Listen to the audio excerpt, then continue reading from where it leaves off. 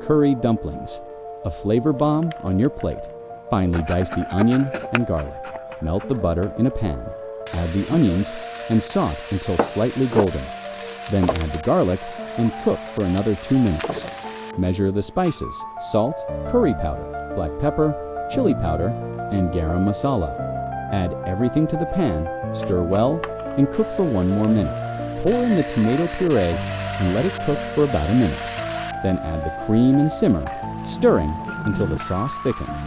Boil the dumplings in hot water for 3 minutes.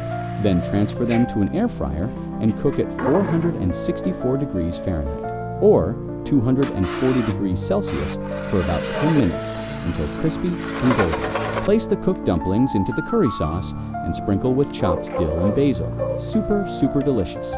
If your stomach trembled, hit like and subscribe.